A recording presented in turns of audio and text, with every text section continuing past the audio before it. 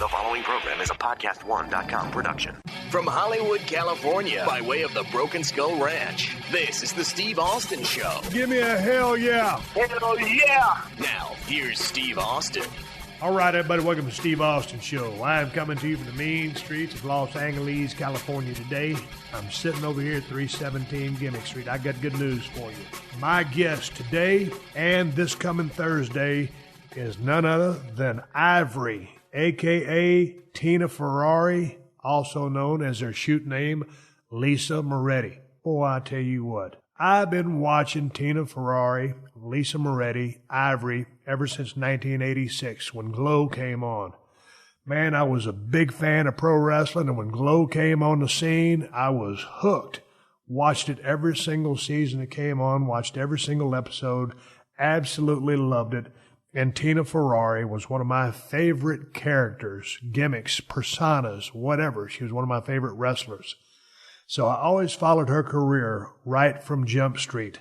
And now all of these years later, being announced as going into the WWE Hall of Fame 2018 class at WrestleMania 34 in New Orleans, Louisiana, coming full circle, it's just, it's a real cool thing to be talking to her and going down memory road and seeing some of the dues she paid way back in the day, learning how to wrestle from Mondo Guerrero of the world-famous Guerrero wrestling family, and just hearing her story and coming up.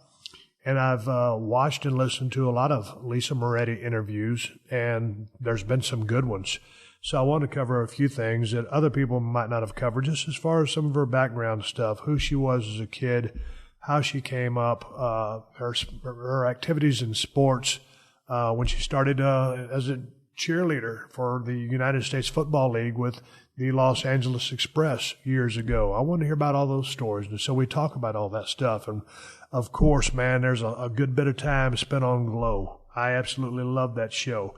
And then it segued into Powerful Women of Wrestling and onto the LPWA, some AWA stuff. And then, of course, her run as Ivory in the WWF. How she got that gig, how it came to be. Now, here's the thing. I was talking to Lisa. We were having a great conversation. The wind started blowing, and we lost our connection. So we're going to pick it back up tomorrow, and then we're going to finish that conversation, which you will hear on Thursday. But right now, I'm not going to flap my gums any longer because it's a pretty long podcast, and anybody that knows Lisa knows she can talk. And it's been a very enjoyable time spent talking to her and watching her and seeing her again. I look forward to seeing her in person, maybe if I'm down there at 34. I'm not predicting I'm going to WrestleMania 34. Everybody's making a big prediction because I started talking with Lisa on Twitter. I'm not predicting that I'm going to be anywhere. But it was great to see her. It was great to catch up with her. Her and I have always got along like peanut butter and jelly, and shooting the breeze backstage. I was doing my thing. She was doing hers, but she's always been a real cool person to me. And she's doing a bunch of cool things with dogs. And for the record, we'll cover this on part 2, she ain't in the landscape business if you read her Wikipedia page. I'll have you know that.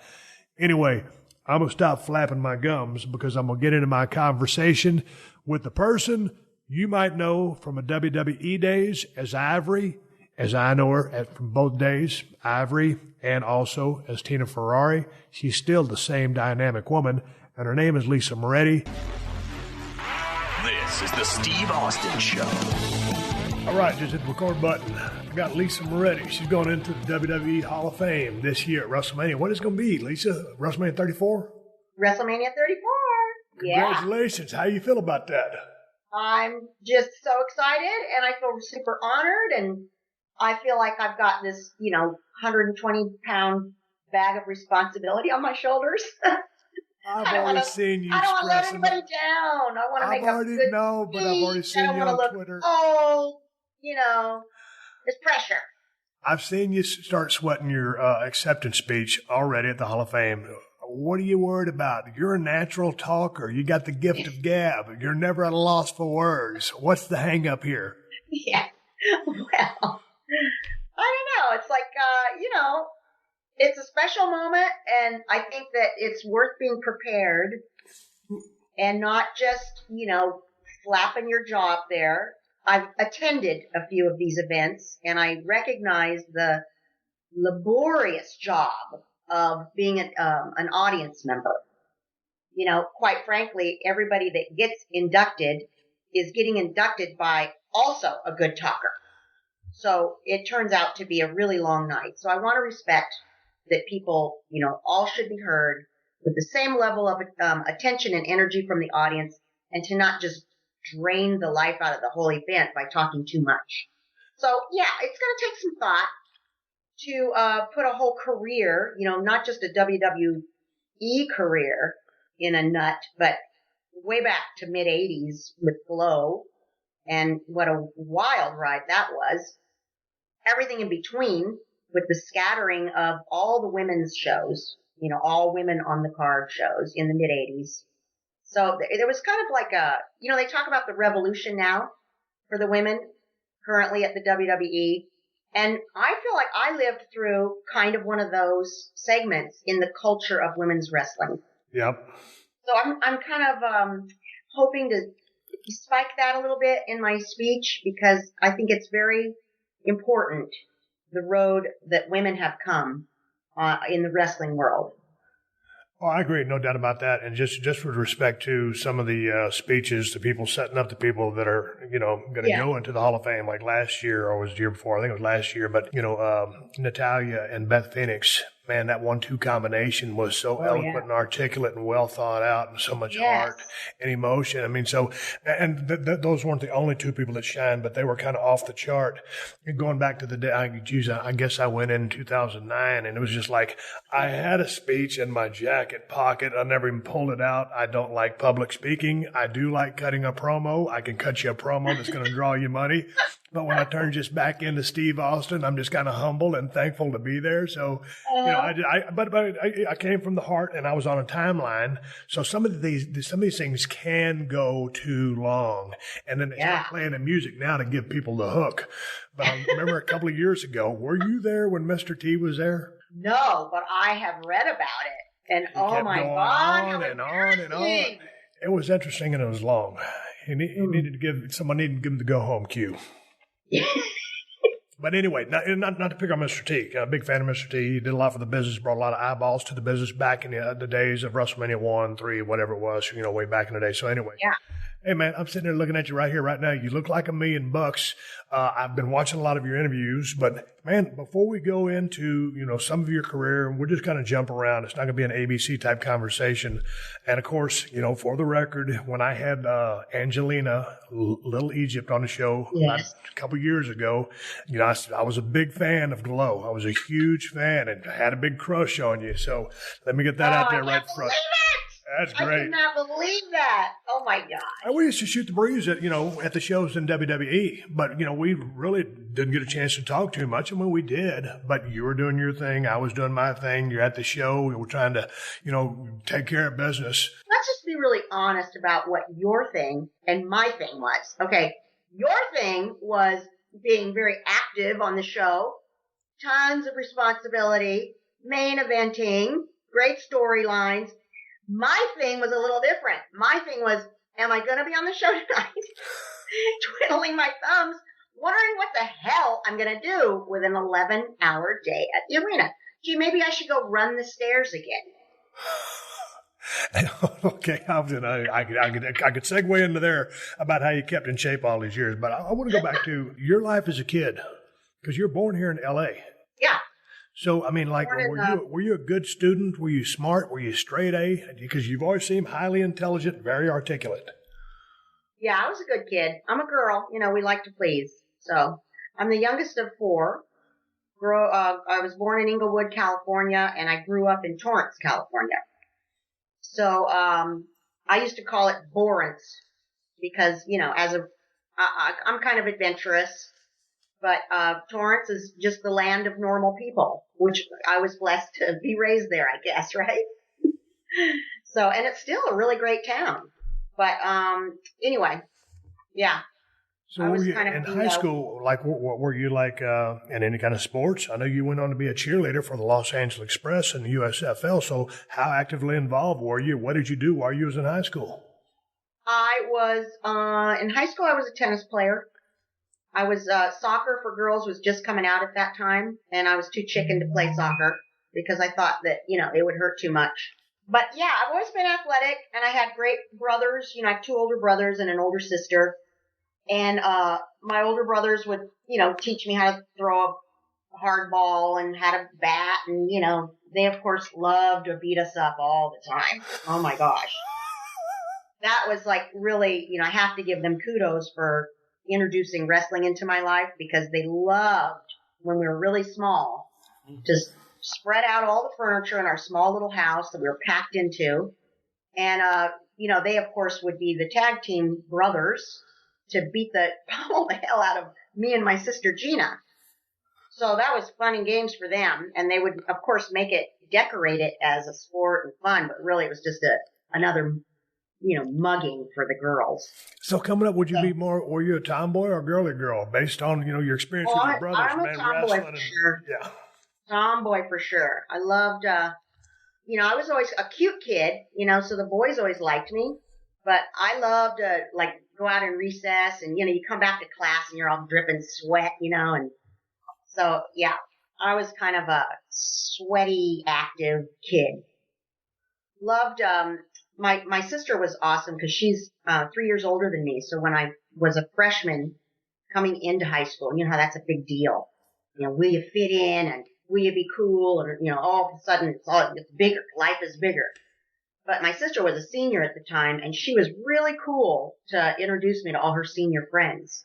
So I got asked to dances early on and, I was kind of, more embraced by high school faster because of her. And I thought that was really giving because my brothers weren't that way with her. They made her earn her friendships. Right. So, but yeah, tennis was my thing in high school. I really went for it, I got on the team my freshman year. And then by sophomore year, I was like, I want a top spot. So I'd walk down to the high school on my days, just a day with a big basket of balls and I would hit against this big wall and pound it out. I'd bring my jump rope and I'd do sets of jump roping, get down and do some push-ups. Then I'd boom, boom, boom, boom, boom, drill the backhands. And then I'd go serve, and I had a few ideas of my opponents, like you have to play a tournament to get your seeded spots. Oh, yeah. And I knew what their weaknesses were, so I would practice backhand, serve into the backhand, serve, serve, serve, serve. So I guess, and nobody made me do that. I just wanted to get my spot, I wish I would have been more like that in WWE. It's a little bit different in WWE, especially back in the day. It sure is. It sure is. I remember Hardcore Holly. I asked him one day in a car ride, I said, what's tougher, in your opinion, professional, I don't know if he played pro football or college ball. Yeah. But, being a football player or a wrestler. And he said, by far, the wrestling is way harder, only because in football or any other sport, you earn your spot by your performance and how much you put into it. And in showbiz, there's the political side. And he said that, you can throw your heart and soul into this, but you might not quite get that spot that you really think you deserve. So. And that's the frustrating part of that aspect of the business. But how far did you end up going with the tennis career? I actually did pretty good with it. Torrance was a kind of middle ground. We played some of the Ritchie schools like Rolling Hills and Palos Verdes where all the kids were really into it. I don't think anybody plays tennis anymore. It's kind of sad because it's a great sport, but it's just not hip anymore, But we did okay with that. And but then what I did with that is after high school, of course, you're starving student. All of us kids paid our own way through college, which was really hard for me by that time because my was way bigger than my brother's. But anyway, I went down to the Parks and Rec at Torrance, and I just had a heart-to-heart with this guy, and I said, could I be a tennis teacher? And he said, well, do you have any experience? And I said, no, but I like to play, and I'm okay at it. And he gave me a shot. So he put me together with this Italian guy, that his old man Italian, and I learned how to teach from him. And then I kind of saw where his communication wasn't real good. It wasn't clicking for the students. So I doctored it up a little bit. And I taught tennis all through college. It was one of my jobs. I did it. Group lessons with Parks and Rec. And then I did privates also. So I could, that was a great gig. You're outside in the sun all day. And then I had, like 2 or 3 other jobs in the summertime to like foot the bill for college. Why did you decide to go to USC over UCLA or any of the other schools that are in this area? Well, me and my sister always talk about that because we wish we would have like actually considered other schools. But my dad, he was the only person that graduated within his family and his siblings. And he's a really intelligent guy. He just passed away last year. So he just put it in our heads that we were all going to be Trojans. Right. Yeah. So, and it was great that he put that out there for his kids, that you will go to college and you will go to SC. So, everybody just did it. And, I'm the 4th kid, so it's like no brainer. You just figure you're going to apply there and that's that. So I got a little bit of, we all got financial aid to some degree because mom and dad were divorced early. Mom didn't make much money, but God, times were changing by the time I was gone. Tuition keeps going up. The grants go down and you get a student loan. And it took me like 10 years to pay that sucker off. Yeah, but did you end up getting a degree? Yeah. And so you went as public relations, right? School of Journalism, public relations, yeah. So what were we going to do with that? Newscaster or? Well, in the School of Journalism, they had like 4 things you could do. You could be like a newscaster. I think it was like sports was a separate thing. And there was public relations and one other thing. Oh, news writing, like writing for a newspaper. So, I was like, I'm not going to be a news writer. And I didn't see myself as an anchor person at all. So I just thought public relations was the thing with the most, like reach of choices. Like being an attorney, you can work in different industries that might suit you. So it was a big like question mark. Still, I went for that only because I felt like that's the only thing I knew how to do pretty well out of high school was write. I felt like I could write well. I'm not a mathematician. I'm never going to be a scientist. So, But what do kids know, right? What do you know when you're that age? People go, what do you want to be? Choose a major. And you're like, I don't freaking know. Well, no, I didn't either. I was going to be in the insurance business with my father, but college algebra and accounting kept kicking my ass, so I dropped them and I turned into a PE major. Anyway, I never graduated. And it turned out, I had 17 hours to go and I ended up leaving school and it turned out to be an okay story, but I always stress education to these kids when I'm talking to them these days. Hey, this is Adam Carolla from The Adam Carolla Show. Well, if you care about predictions, you care about props, and nobody does props like Bet Online for years. We've been the home of legitimate sports betting with deep markets, sharp odds, and player props that reward real insight. From start of the game to the final whistle, Bet Online gives you live betting, instant updates, and in-game predictions that move as the action unfolds. Plus, elevate your play with BetOnline Casino and VIP rewards built for serious players. Prediction markets follow the conversation. BetOnline defines it. BetOnline, the game starts here. So public relations, you didn't exactly know what you wanted to do. As long as you get a diploma, it opens doors. But you had no idea what you wanted to do with that degree? No, I went on a few interviews and I just had that same feeling of like, this does not fit.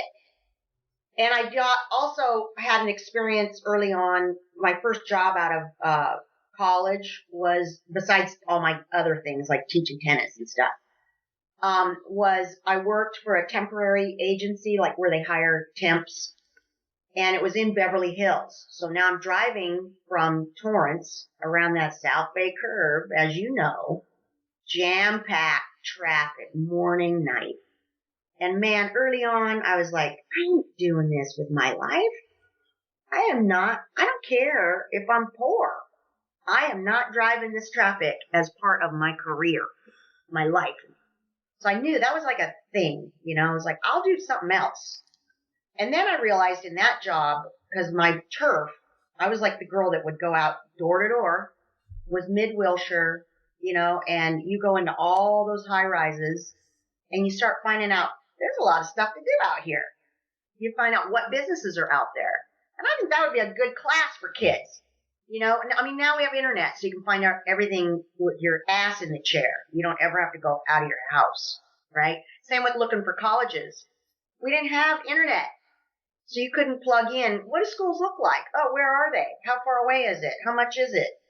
You just, you know, it was like way different. So I realized in my first job that I hated it, and nobody cared what I was selling, but they all remembered me.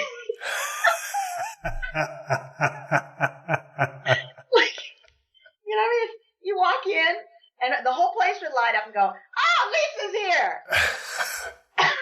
That's pretty cool. Well, you know, it's funny because I'm just like you. I haven't had a normal job since 1989 when I got to the wrestling business. And before that, I was driving back and forth from Denton to Dallas to go to work at my, driving a forklift on a freight dock.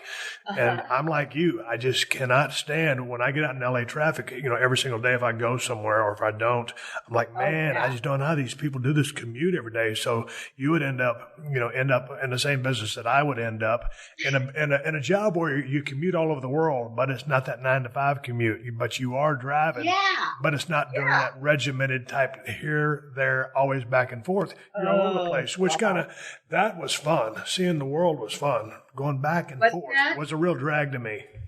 Yes, I know it. I hear so you.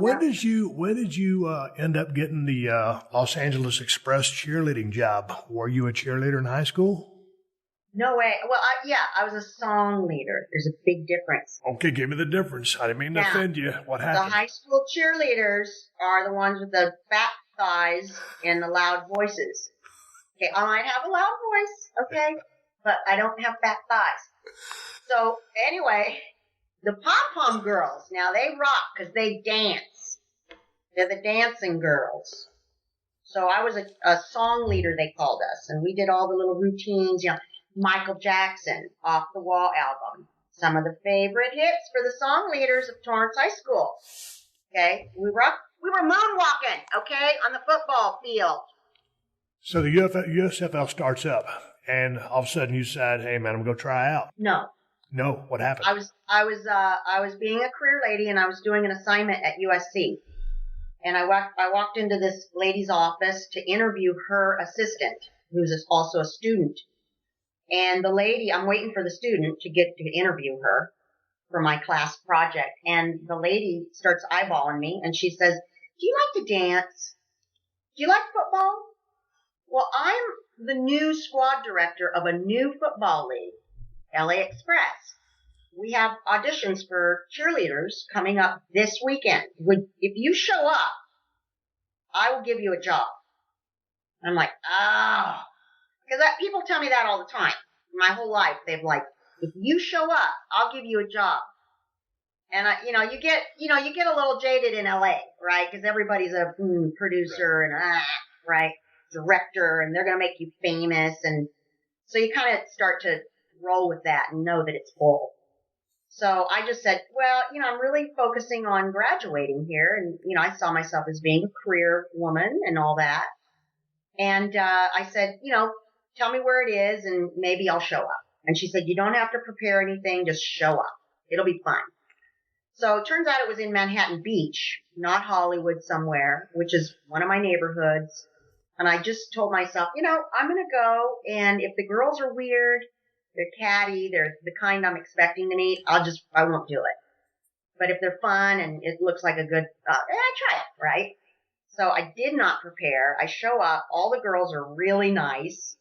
And we're looking through the window at the girls auditioning, and they're freaking dancers.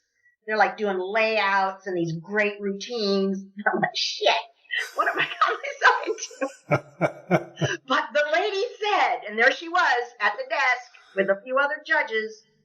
So I got my number, and I went in there. I made a total ass of myself. I put some favorite music on, and I just grooved. And I can't remember what I did. I blacked it out of my mind. I got the job, and it was the second season of USFL football. And we had, I'm telling you, like 52 cheerleaders. We had the most rockin' bunch of girls. They were forever been the most fun girls I've ever partied with danced with, it was great. So we had young football players like, Steve Young. We had, all of them were young. They weren't married, maybe a couple had girlfriends somewhere. And we had all of us girls. The guys would play, we'd cheer, and it was like, let's go out afterwards and dance some more. And when we had parties, the Raiders would come to our party because we had a cool bunch of people. They weren't catty, they weren't, snobby or gossipy. So that was a really fun time. Those girls actually tired me out for the first time I ever met people that pooped me out. How long did that last? It lasted, we had one awesome year, and then we had a change of owner on the third year, and they cleaned house, and they had a new squad director, and they wanted to try everybody out again. They had maybe like a squad of 10 girls, and I was the only one that made it back. So we had ugly outfits, everything changed. So all the girls would come and watch the games, but things started on a quick decline after that. The players stopped getting paid. The football got really lazy. They're like, why should I take a bump for no money? I know my check's going to bounce. So it got really slow out there, And that was really fun for me, too, I used to, on our first year, we'd play the games at the Coliseum, USC Coliseum. So here I am running down the tunnel where Tommy Trojan comes out. Wow. In my own arena. And in 1984, the first year I was a cheerleader, that was when I graduated. And on top of that, LA was hosting the Olympics. So they graduated us a month early so that we'd all get out of campus, and the athletes moved in. So us cheerleaders, we'd go to University Village, and, I wore lots of guys gold medals, swimmers, and everybody's partying. And they're all happy and young and foreign, and it was really a great time. Well, you said something there hanging out with those girls. Some of those girls got you tired. That's one of the things I wanted to ask you because I left you a voice message when I was walking my dog yesterday because you got this voicemail, this high energy. I've never seen you drink any coffee. Are you a high energy person just from day one? Or do you wake up ready? I'm high energy and I love caffeine. Okay. Coffee! I'm glad you said that. I can't think without coffee. What's it, man? I was telling my wife, I said, man, this chick can talk. I mean, man, she just got the gift of gab. And I said, I don't know if she drinks coffee or not. I said, I've never seen her in a bad mood because I haven't. And you're always high energy. So I was wondering what was up. So but you are a high energy person to begin with. You probably roll out of bed and you're ready to go. Yeah, I am. I am. I mean, God, you can't work with a bunch of animals if you're not high energy. Oh my God. Well, I'll tell you a funny thing about when we were on the road during our time. Yeah. I decided I'm gonna clean house and I'm gonna go cold. No coffee. We get off coffee, see how it is. And I was successful. A couple days you get headaches and stuff, but I weaned myself off of it. And then I was driving to an arena. It was like a house show or something, and I wasn't doing much. So it was like I was kind of down. I was like, I'm going to show up. I'm going to sit around for 11 hours, And I stopped and I got myself a cup of coffee.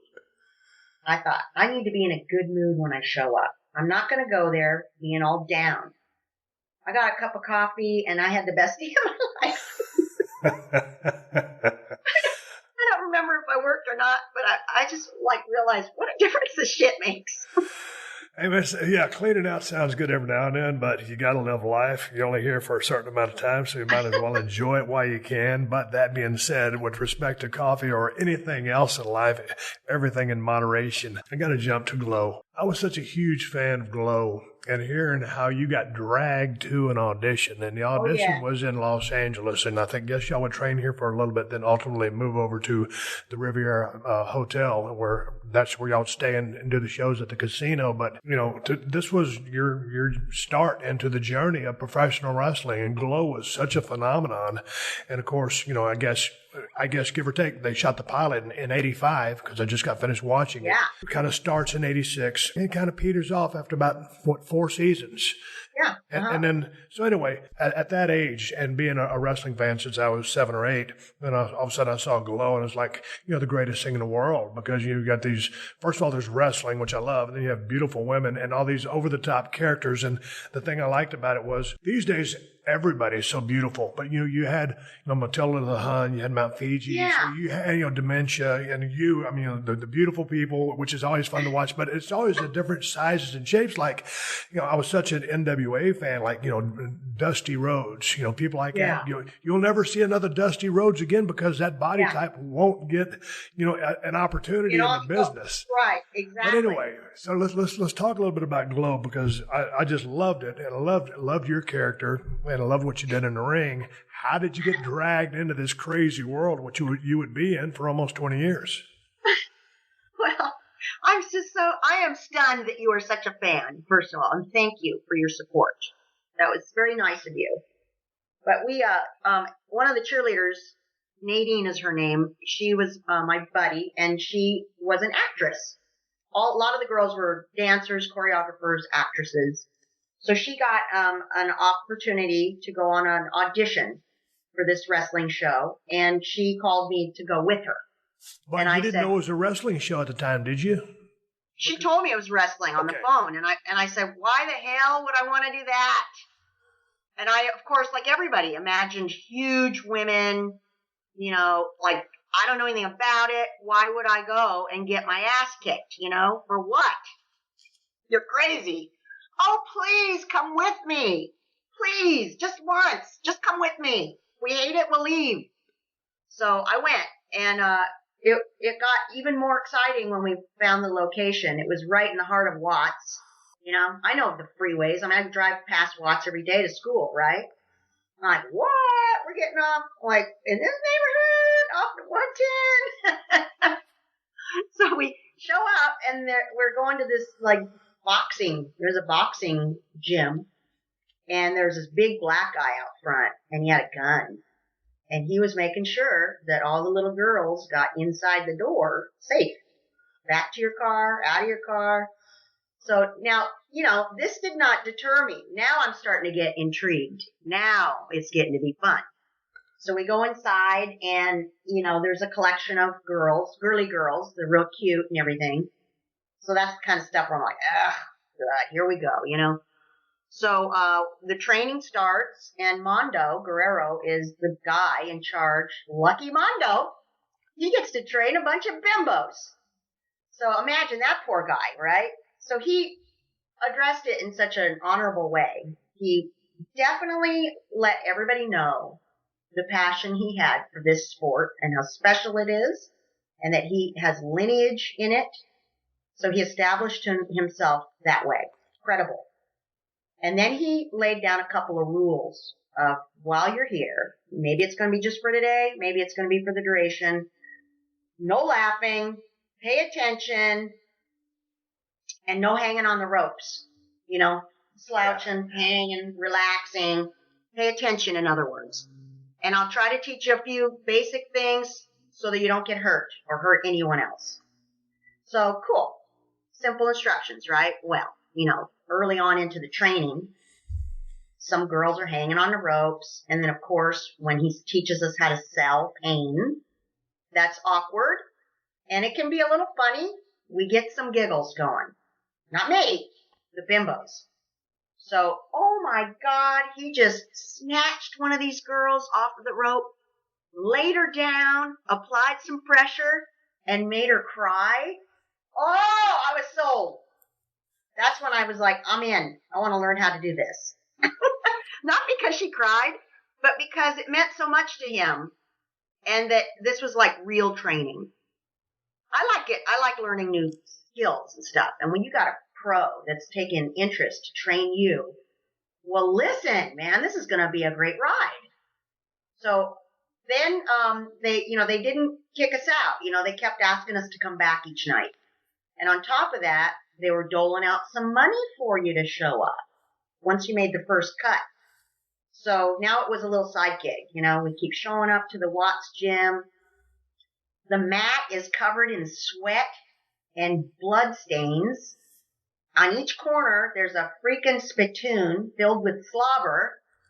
It was hard as a rock, and we were learning basic back bumps, not even really running the ropes, just how to fall down, and get familiar with a few holds. So, yeah, the training he gave was God, it was such a short period of time before they sent, I think, maybe 10 or 12 of us off to shoot the pilot in Vegas. What was amazing to me was, because I was reading, it was an interview with Matilda the Hun, and it had some quotes in there from you. And you said, we really kind of didn't know what the hell we were doing as far as TV goes. Says Lisa Moretti, who performed as Tina Ferrari. I think some girls were there because they wanted to be on TV. And he goes, it's not like we were the creme de la creme model girls. We didn't get cast from bikini model agencies or anything. These were girls who got an acting or casting call. And imagine an idea of putting good-looking girls in a ring, and they figure first, let's make them good-looking, then let's see if we can make them wrestle. Yeah. When all of a sudden you found out that Mondo Guerrero, because the Guerrero name is one of the most famous names in the history of the wrestling business, and obviously Mondo was a tremendous talent. I can only imagine that he would have been one of the best, probably the most qualified guy that there could have been to teach all you young ladies to learn the business of pro wrestling. Yeah, I don't know how you train a bunch of girls that's what's so great about the Netflix show is that. Those first few episodes of showing this collection of people traveling through this audition and sitting in those bleachers going, raising their hand. So are we really going to wrestle? Like, you want us to be wrestling characters? And they're like, what? That's how we were.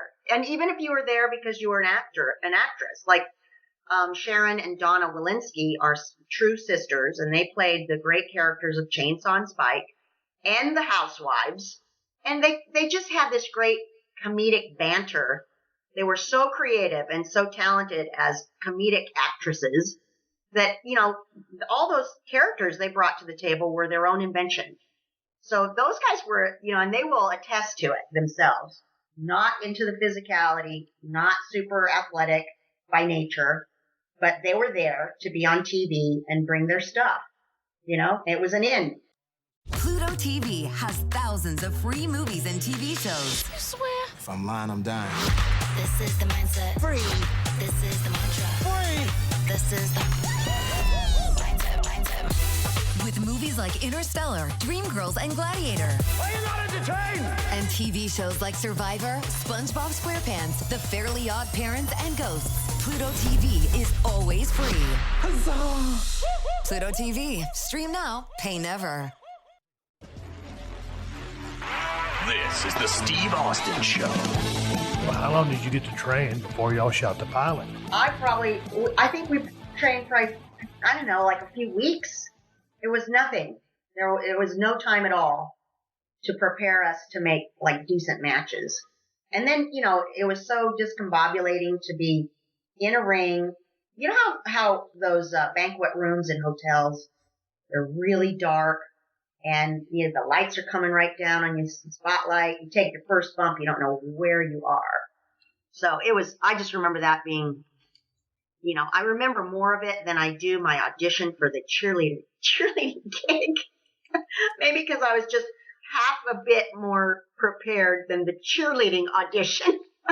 Which I wasn't prepared for at all. Let me ask you a question, because, all of your years in the business, of course, obviously your run with WWE and your time on Tough Enough, you coming from the background you came from, you just got finished, doing cheerleading, and now all of a sudden you're in a ring, and I don't imagine that's a high quality bumping ring that really feels good to fall down in. So wrestling with your brothers in that tomboy background probably really lended itself to helping you tough it out. Well, they are going to be so happy to hear you say that. Yeah, they remind me of that. I mean, because they remind me of that all the time. And I always tell kids, it's like, hey, stop whining. It's good to take an ass beating once in a while. Learn it. It's going to come in handy. Were you a standout as soon as the class started? Because, it seemed like they had big plans to run with you as Tina Ferrari. And I want to ask you about the gimmick, but you were always figured in, and you always had some of the more athletic matches. So how quickly did you, adapt to the training? Did you soak it in like a sponge? I think I basically gave it my attention because of Mondo.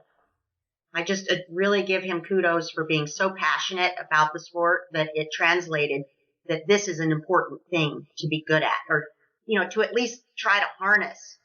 And I absolutely positively think and still believe that it takes a lifetime to be a great worker in the ring. You know, I mean, you could work your whole life and still think you suck, you know?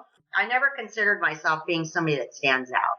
You know, I was just always trying to do my best and to not, if I was going to have ring time with a girl, a match, this is your assigned thing, part of the storyline, then we would go in ourselves at night, till all hours. The little studio ring at the Riviera Hotel was made available to us anytime we wanted. So we just, you know, climb up the back steps and have ring time and figure shit out based off of you know, the guys' tapes. We just watched the guys' tapes and tried to break the moves down ourselves. We had no coach. Once in a while, a pro like Princess Jasmine came in for a while and she would work with us, you know, I think a little begrudgingly because we were probably just such, you know, an ill representation of what women's wrestling had been, you know? I don't blame her for looking at us like a bunch of twits, you know? But I think my stuff just comes back to the girl that would lug the basket of tennis balls down to the high school, bat against a concrete wall until she was ready to do jump roping and push-ups. So I guess that work ethic came in through wrestling of not really having the coaching, but having the drive to not look like a total ass. Do your best, you know, with what you got. You know, when you guys filmed that, the pilot, how nerve-wracking was that? Because, man, all of a sudden you've been doing the training. It hadn't been a whole lot of training. You've been going in the back, getting some training in on your own. You've been putting the work in. But, man, now you're in front of a live crowd. And none of you guys, there's not an established veteran in the ring to kind of take over when things go wrong. It's 4 green ladies out there because that was a tag match. There was 3 tag matches, and then there was the main event at the end, which was a singles match for the crown. So, I mean, what were you thinking? Were you a ball of nerves, or just kind of a born performer and like just go out there and do it? I think I was a ball of nerves, and I was more concerned about the actual wrestling than the performing part. So I put energy into the performance, but didn't know what kind of sense I was trying to make of it. You know, there was no real act. So it was just kind of like, and maybe that was the charm that carried through Gorgeous Ladies of Wrestling programming, was that you had these individuals that were just finding their way. And so it was kind of, you know, to use a showbiz word, it was organic. Well, organic performances. Hey, well, tell me how you came up with the Tina Ferrari gimmick. Did they come up with that, or did you think of that? Yeah, the director, Matt Simber, he had an idea for me and Nadine, my friend, to be T and A, tits and ass. So we thought we would be very clever in changing that around because Ashley is well endowed. And this, of course, was before plastic surgery days. So she was naturally well endowed. So we gave me the T and her the A just out of spite because, you know, we were like going to screw with Matt Simber one way or another. So that's how we became the Jet Setters. We kind of made all that up, the Beverly Hills Girls, and why, you know, I kind of based my character around, remember Patricia Hearst was at the time a hoodlum and everything. And, and as a kid, I was lucky enough to go visit Hearst Castle. So I thought, oh, Tina Ferrari, she's going to be really rich, but she's just doing it to piss her parents off. She's going to be a wrestler just to piss her parents off. So we made up our own bios and backgrounds like you do in acting. Give your character some girth by giving it some history. And, but still, it was a pretty green performance all the way around. Oh man, it was what it was. And it got picked up and then turned into a sensation. And guess where we shopped the show the very first year to sell Gorgeous Ladies of Wrestling? Tell me. New Orleans. Isn't that something? Full circle, baby. Yeah, we went to the Nappy Convention. They'd have it every other year, New Orleans, Las Vegas. New Orleans, Las Vegas. So we went out there and we met the WWF at the time stars. I remember shaking Hulk Hogan's hand because all the colorful talent would be at a booth, you know, selling their programming in the old days, how they did it. And we'd walk the floor in our little costumes and shake hands and, you know, ooh and ah at people to grab their attention and bring them over to buy our show. So that was New Orleans. Speaking of that, what you're saying is full circle. That's where they pitched it, and that's where you're going into the Hall of Fame for the 2018 class. So I was watching an interview done by Carmen of Soul Patrol. Soul Patrol. And she didn't have a lot of good things to say about Matt Sember. It seemed like he was a little bit of a hard ass. And I think she was speaking with respect to the curfew and trying to make sure that the girls were not running around Las Vegas, that they were being safe in the ring, that they learned so nobody got hurt. Unless it was designed to mean something else. That's what I took out of it. What was the story with Matt Sember? Matt Sember is, to his own making, become the fall guy for all of our interviews. He was a character, super creative. But he was like the classic director, Hollywood director, where I remember I had this, scene, this little vignette I had to do where you go into a dressing room with your business attire on, and of course your big, gigantic 1980s hairdo, and then you come out of the dressing room with your Shazam wrestling outfit on, and you do a kick, like a grappler. So it was late at night, and we're shooting this stupid thing that should have been done in about 10 minutes. And he was just riding my ass, yelling at me and screaming at me and do it this way and do it that way and smile, damn it. And I know that exact skit that you're talking about because you walk in and you're just very, very articulate, very sassy and intelligent, and you walk in and you come out, and it's almost like a Power Ranger kick. When you come out of the dressing room, it's the transformation. So I know the exact skit you're talking about. So it took forever to film. The Power Ranger kick right on. That was awesome, though. So I just remember, like being in the dressing room for the Power Ranger entrance, and like tears streaming down your eyes, and you're like, this sucks. Why is it being so mean to me? So, maybe he thought that was like great motivation or something, and then he would pick on personal things with the girls. So he was really charismatic, and he'd buddy up to girls.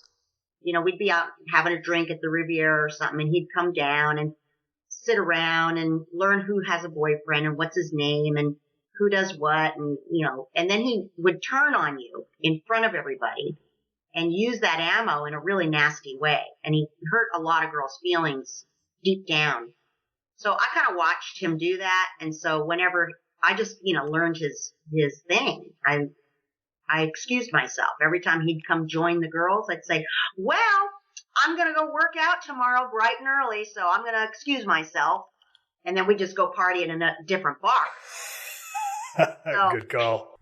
So then he always used me as an example of, how come you can't be like Tina Ferrari? She works out all the time. What was your relationship with, or just in everybody's relationship with David McLean? And because it seems like it was in one of the skits, he's in a phone booth, he's making a phone call, and he says, Vince. And clearly he's poking at Vince, and he's kind of emulating, in my eyes, Vince McMahon. Yeah. How was David McLean as a businessman, performer, announcer, all that stuff? I thought he was an awesome announcer. The guy is my same age. So he did all of this as a kid. He comes out from Indianapolis. He's a wrestling fan. He's just a kid that he sells down watered Coke in the stands, has a few friends like Dick the Bruiser. I think his dad might have done real estate or something. So they had a big house. I visited his house once when we were doing POW later. And, I just look back on, wow, that guy was really a go-getter. We could have learned a lot from him if we listened to him more. But, we made fun of him a lot. And, cause he's kind of a nerd in a way, but boy, he sure knew what he was doing. I loved his announcing when you look back at the old shows. He's like a Jim Ross where he just really pumps the energy up with his announcing. And he, of course, the look of him was so, pristine, baby face, pasty face. The heels could rag on him, pants him. It was always funny. And the baby faces, now in backstage, we were always really happy when one of the girls would like him because then he wasn't so pouty and troubled. If he was getting some or he kind of had a girlfriend, then he was really easy to work with. So, you know, there'd be like the gossip of who's doing him. And then we'd be like, oh, thank God, you know, he'll be easier to work with now. We're glad somebody's doing it. So he was, and then, you know, after G.L.O.W, when he shot off and did Powerful Women of Wrestling, that was a whole other big attempt of pulling new money together and having a road show. He wanted to take a little bit more powerful wrestling, a little more aggressive wrestling to the arenas and have more of a live experience like the guys do.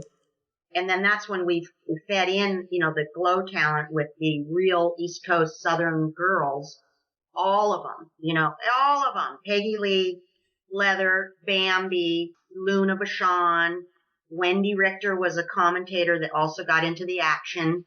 Heidi Lee Morgan, Candy Devine, you know, a whole bunch of them. And Medusa came in on that second group too. Yeah. So that was a really neat thing that he pulled off, and it only lasted a couple seasons. And then a few years later, he gets another show on ESPN, which was that, I think it was like beach hockey. They were playing hockey on the beach. It was like some kind of outdoor, it wasn't volleyball. I think it was hockey. Somehow they did that. It wasn't on ice, of course. Roller skates. It was rollerblade hockey. No. He started doing roller derby. Before that even. He got a show. It was like a beach setting. He's still doing the lady wrestling now. So I'm just really, that's what, you know, like the McMahons. They deserve all the riches they may have because they stick to this thing called professional wrestling through all the ins and outs, and they stick with it. And that's how David McLean is. Before we go back to move down the road, I want to go back to G.L.O.W because, man, the thing that it was really, one of the many things it was really known for was the kind of over-the-top skits and vignettes and just there's lots of humor, you know, over-the-top characters, larger than life. And it turns out, I think the referee's name was Steve Blanche, who was writing most of that stuff. And so when he would pitch you something or he would write you into the girl something, how was that process? I mean, because, the stuff was just, it was campy, but it was really, really good. That's why it turned into a phenomenon. Something that sucks doesn't turn into a phenomenon. So, but it was so fun that it was infectious and addictive, I would say. It was a good formula, wasn't it? Yeah. I always liken it to, you know, people nowadays wouldn't remember Hee Haw. Oh, I but, do. You know, remember, Hee Haw with wrestling is what I would tell people G.L.O.W is. You know, a little bit like Laugh-In, but with wrestling. Right. So it had that variety show feel. We had, and before, I think Steve Blanche took over reffing after we had, one of the girls brought her husband, Frank D'Amato, Yep. Italian guy. And he was our ref for a while. So, yeah, it was funny. Like, oh, you know, you bring your husband, and it's like, hey, you want a job? You're going to be the ref. Who were some of the gals that you really enjoyed working with? Because you had a couple of spirited bouts with Spanish Red. Oh, yeah. Spanish Red was so into it and so passionate that she was one of those performers that would, you know, get out of her mind in the ring. And you better watch out. So she was super athletic. I think she was a little bit older than us, a couple years, 2-3 years older. And, she was a fiery pistol, boy. I remember, like, having a singles match with her and, in my mind, having an exit strategy in case things got too hairy. Really. She was like, she would just go off. And, she was intense. When people would, ask, like they still do, is wrestling fake? Is it real? How much of it is real? Well, with Spanish Red, it was real. It was a shoot. You know, she was stiff and she got really got personally insulted when the fans booed her and that she was the heel. So that would, you're like, please don't boo this woman. She's getting fired up. She's going to take it out on me. But of course, she was really athletic and she looked great in the ring and, you know, she was present. She was really present. Another little, the little military girl, Attaché was her name. She took it real seriously and she was athletic and she liked to jump off the top rope. And so she was fun to work with. And Nanuchka, who was our original Russian, was awesome to work with because she had great agility. She was a dancer and tall, stout. You always felt safe in her arms. You go jump on her and she's always going to be there for you. So, and she just had such a great heel character and played it really well. Yeah, she was one of my favorite people, as a matter of fact. Because, she was like great accent, very attractive, bigger lady, and just very powerful. So she just a tremendous gimmick. Yeah. How did Babe the Farmer's Daughter or Ursula Hayden end up buying the G.L.O.W rights? Well, she came on board for the 3rd and 4th season. And you were gone because you were with we were gone. I left, and I think it's okay to say all this. I think, it's common knowledge. I think she had an affair with the owner of the Riviera. He is Adora's husband. I can't pronounce his name. Yeah, I anyway, saw that guy. Yeah, multi-millionaire, big richest guy in that time, whatever, top 5, whatever. So part of her deal to him was I keep quiet if I get the rights to this footage because it was all disbanding and going away. So she got that hooked. She hooked into that via him. So she wound up with the stuff after G.L.O.W expired, and she had written this little script about girls wanting to be or go on a wrestling show, which kind of turned into the Netflix thing. And I think the Netflix people purchased that from her. So it was nice to hear that, at least one G.L.O.W girl actually made $1 from her experience on G.L.O.W. Okay, you don't have to give me numbers, but how were the paydays from back in the day? Numbers. I gave numbers to everybody. We had the Improv was right next door to the G.L.O.W arena. So we had these 2 banquet rooms, and we'd go to the Improv every night. And guess who the maitre d' was at the Improv at the time? Steve Sharippa. And Steve Sharippa played on The Sopranos. He was like one of the grandpa guy. It was his sidekick, his cousin or whatever. But Steve Sharippa he's like a big famous person now because he's been on The Sopranos and a bunch of other TV and movie parts. I just got a call from him the other day. It was so funny. Just checking in, And he has a monster voice. So he used to be the maitre d'. Then we had all these great comedians come through there, and we would go in there basically in our sweats, and it was like watching TV at night. It was watching stand-up. We had, Keenan Wayans and Ellen, when they were brand new stand-up comedians. And so we got to know all those guys. We'd get in touch with what's going on in L.A., because when you live in Las Vegas and you're 25, you might as well be in the Twilight Zone. And it wasn't family friendly then. It was freaky. It was just a freaky place to live. So we'd have drinks with the guys and the girls, and we're like, what's going on in L.A.? What are people wearing now? What are people talking about? It was like you were in a cave. We would tell them how much money we make doing this show. And they were like, oh my God, you guys got to say something. This is terrible. And we're like, oh my gosh, there's girls that when they make a big stink out of it, they get fired. So, same old thing. So I made $400 a week for my tenure at G.L.O.W. I was there for about 9 months. So.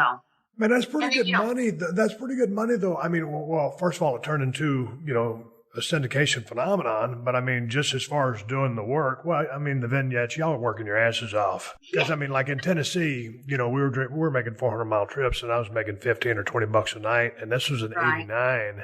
So I'm 3 years behind you. And there was there's a couple of weeks there where I'm traveling 6 days a week, and I might make $160. So. That ain't bad money. That's more than I thought you were going to say based on the story that you were laying me. I know, but so see, there you go. It's it's so neat when you cross the worlds. You've got wrestling, and what we all know, being on the road, wrestling territories. 10 guys sharing a hotel room or whatever. Because there's no money, and then you've got. On the West Coast, you've got this little TV show. And then so the TV girls are thinking, hey, we should be making TV money, right? But it's wrestling. So anyway, it was a fun ride. And we did. We worked all hours of the evening. You know, you were always on call. We had like one day off a week. And because when we shot the show, the matches, you'd have maybe at least two matches, sometimes 3 or 4, because they're getting all the wrestling in the can so they can splice it into the show. So on your day off on Sunday, you just, you know, your guts would be all hammered because we wrestled on a boxing ring. It was not spring reloaded. We had a ring that wasn't a proper wrestling ring. So even as 25-year-olds, you just felt like you couldn't move the next day. You needed that day off. What was that, a 16-foot ring? Yeah, it must have been 16. And then it was all dwarfed for us. Right. With the shorter ropes. Everything was dwarfed so that we wouldn't look like, you know. But you know, it's like, amazing. Like a girl like China, or like, I love watching Charlotte Flair in the ring because she's the right height for the guy's ring. Right. You gotta be like, you know, you gotta be 5, 6, 7, 8, 5, 10, 11, awesome. But you just don't look right. Us little guys don't really look right in the ring, in a full-size standard ring. It is different. Hey, here's a question for you. When you guys were trying to set up your matches, you know, I know Mondo trained you, but did Mondo stick around for the duration of all this shooting? Was he overseeing matches? Was he like a producer as they have these days in WWE? Hey, maybe we want to try this or put this here. Or was it just you and your opponents constructing a match? But because, I mean, obviously, that was the way... Oh, was it? Yeah. You know, the psychology that is involved in the awesome work that you see in the big leagues like WWE, it didn't exist with us because we didn't even know about it. Exactly. So we had characters. What was great about G.L.O.W was we had definite bad guys and definite good guys. And we had great Las Vegas costuming. We had color, glitz, you know, everything to make your character something. But when it came down to telling a story with action, physicality, nobody knew how to do that. So we just did spots after spots after spots. It didn't even there was no heat. There was no comeback. There was no cut you off, more heat, you know, hot tags. There was none of that because nobody taught us. And we, as viewers of the guys' matches on VHS tapes that we were studying, weren't savvy enough to pick up on what made those matches work. I know. So that was the missing component, you know? Yeah, because just to your point, just like, you know, I was watching some of the matches before talking to you and remembering from back in the day, you know, you guys, you'd lock up or you'd go apart, you'd lock up and you'd go into something. Of course, there's a lot of snap mares with hair, a lot of snap mares, a lot of hip tosses, which are low hip tosses, not the athletic hip tosses, which would come later. Right. And then all of a sudden, you know, you'd be kind of circling around each other in the ring. You tie up, do some action, and all of a sudden you end up circling around the ring again. And then later in the match, circling around the ring again. That didn't happen every single match, but to your point, the psychology truly wasn't there at that time. Yeah.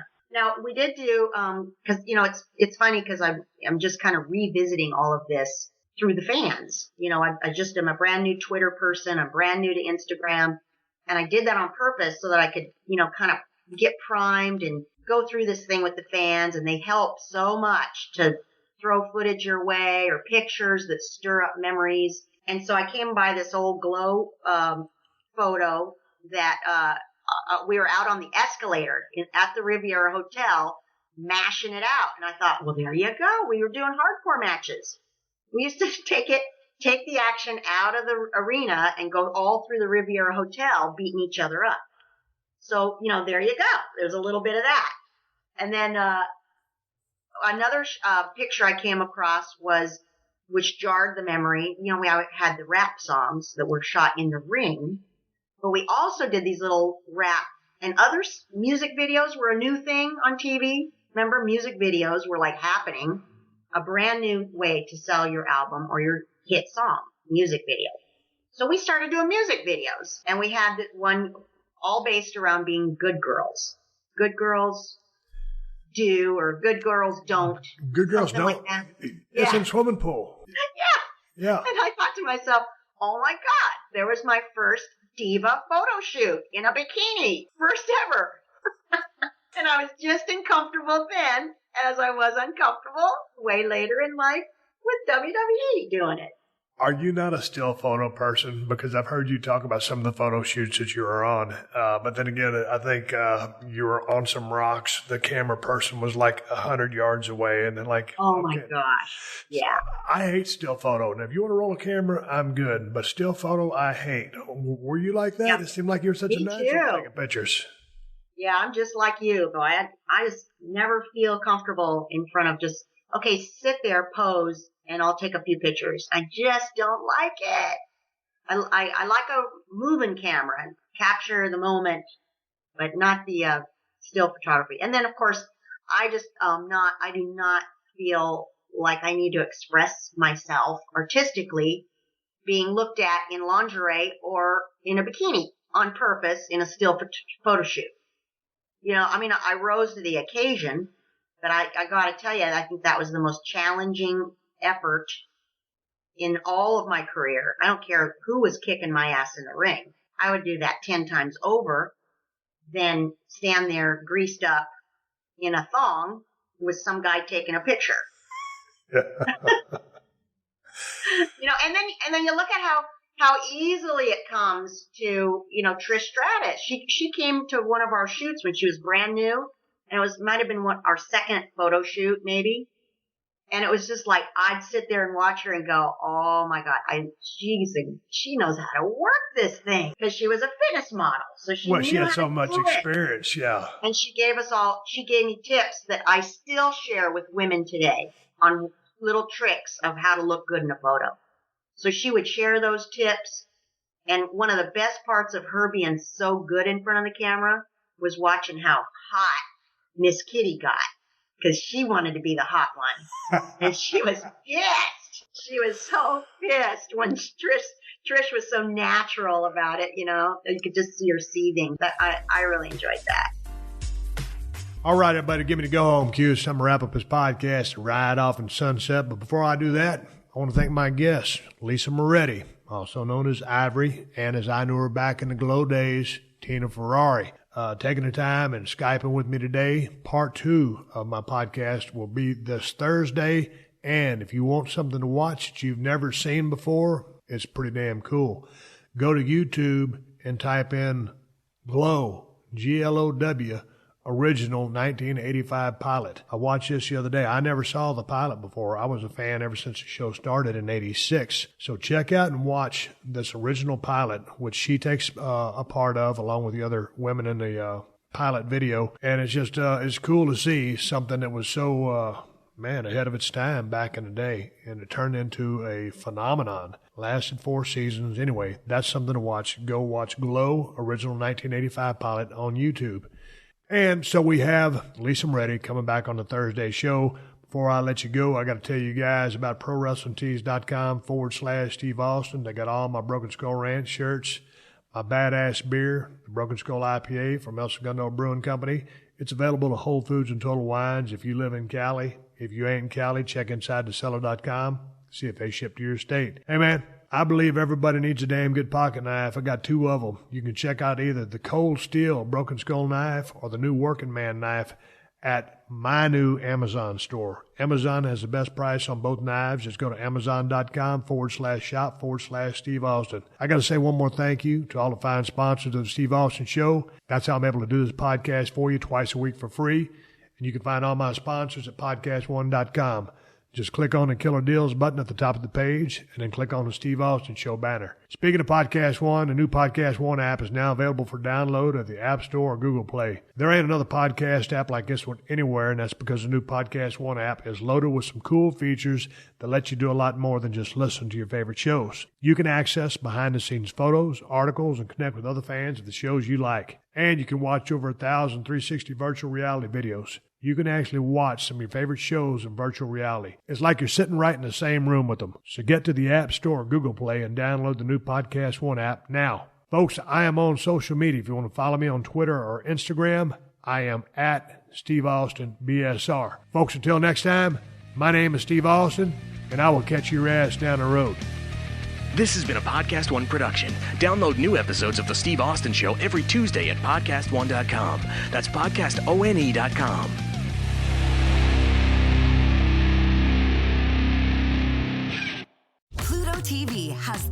thousands of free movies and TV shows. You swear? If I'm lying, I'm dying. This is the mindset. Free. This is the mantra. Free! This is the mindset. With movies like Interstellar, Dreamgirls, and Gladiator. Are you not entertained? And TV shows like Survivor, SpongeBob SquarePants, The Fairly Odd Parents, and Ghosts. Pluto TV is always free. Huzzah! Pluto TV. Stream now, pay never.